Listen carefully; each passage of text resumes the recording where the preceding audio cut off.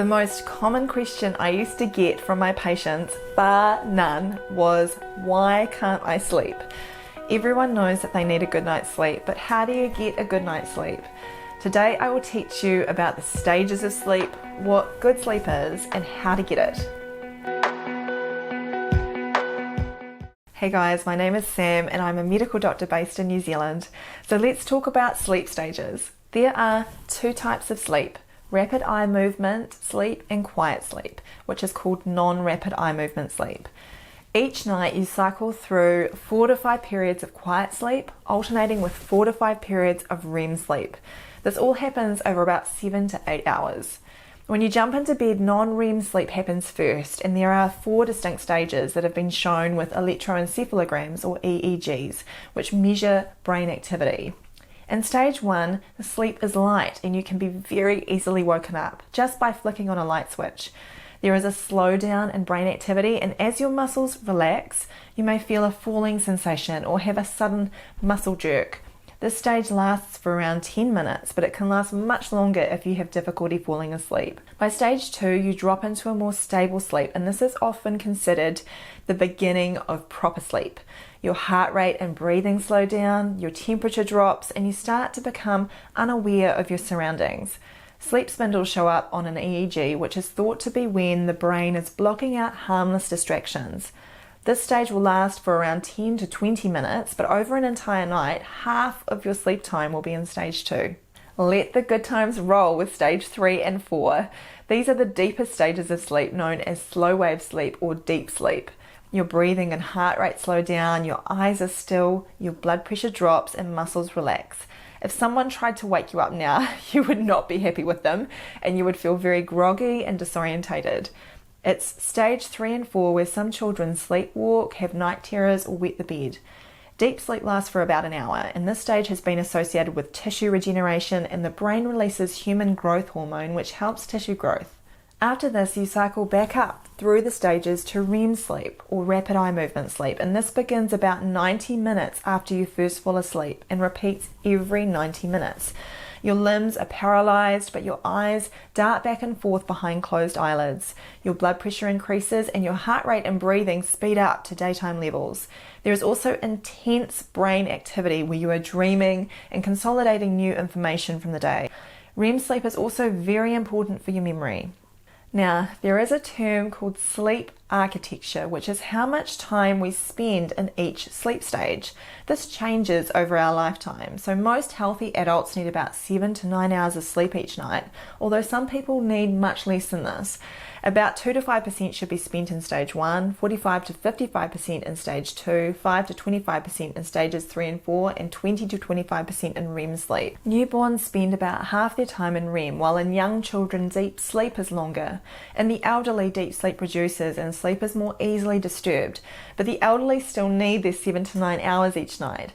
They just tend to go to sleep earlier and get up earlier than they did when they were younger. Today it's harder than ever to get good sleep with electronic devices and the constant noise in our lives. But what is a good sleep? How is this defined? Sleeping more time while in bed. At least 85% of the total time you are in bed, you are asleep. Falling asleep in 30 minutes or less. Waking up no more than once per night. And being awake for 20 minutes or less after initially falling asleep. So, Dr. Sam, how can you get a good sleep? Isn't this the $1 million question? The first thing I say to my patients when they are having problems sleeping is, why do you think you can't sleep? I know it seems like a silly question, but I want to know, do they have pain, nausea, medicine, side effects, restless legs, brain can't switch off, they're worried, feeling depressed, sleep apnea? The list is endless. Then if they tell me what they think is causing it, I work on trying to help them fix that cause. If they don't know why they can't sleep, I give my school mom advice. Thankfully, 30% of people who have insomnia for reasons unknown will improve with these simple tips. Number 1, limit caffeine, which is in tea, coffee, some soft drinks and energy drinks, to 1 cup in the morning. Caffeine is a stimulant and may cause poor sleep. Number 2, avoid alcohol before bed. Alcohol prevents us from entering the deeper stages of sleep at night and actually causes broken sleep with early morning waking. Number 3, avoid cigarettes and vaping at night. Nicotine is a stimulant, so it will keep you up. Number 4, avoid napping during the day. The longer you have stayed awake during the day, the deeper your sleep will be at night. Number 5, regular daily daytime exercise can help improve sleep, but avoid strenuous exercise 4 hours before going to bed. Number 6, try to relax and wind down with a routine before going to bed, meaning have a bath, read a magazine or light book, listen to some calming music. Number 7, avoid heavy meals just before bed, but sometimes a light snack may be helpful or a warm drink. Number 8, sort out your bedroom environment with a Goldilocks approach. It should be a tranquil, dark place that is not too hot, cold, noisy or smelly, and your bed should be comfortable for you. Number 9, devices. 90% of us use an electronic device of some sort an hour before going to bed. Devices are physiologically and psychologically stimulating, so will adversely affect our sleep. They suppress the release of melatonin and make it more difficult for you to fall asleep. So when it comes to devices and sleep, I am ruthless. Stop using them an hour before bed and keep them out of your bedroom, or at the very least switch them off. I personally don't have a screen in my bedroom for that reason. Number 10, hide your alarm clock. Lots of people feel that waking up at night is not normal and then worry about getting back to sleep. Actually, it's completely normal to wake up every 2 hours or so for short periods, which if it's less than 2 minutes, you won't remember.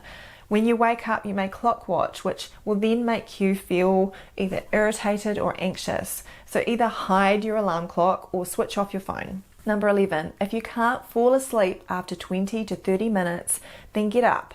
If you can, go into another room and do something else, such as reading, and then go back to bed when you feel sleepy again. You can repeat this as much as you like. Number 12, make sure you switch the light out as soon as you get into bed.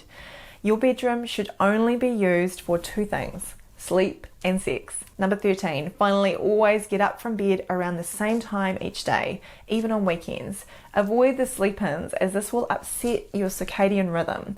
It's all about establishing good routines. These tips are my go-tos when it comes to insomnia. If you have tried all of these things and still suffer from either acute or chronic insomnia, my next recommendation would be to consider cognitive behavioral therapy treatments, which are talking therapies. CBT has been found to be as effective as prescription medications for short-term treatment of chronic insomnia. I've spoken on my other videos before about medications like benzodiazepines.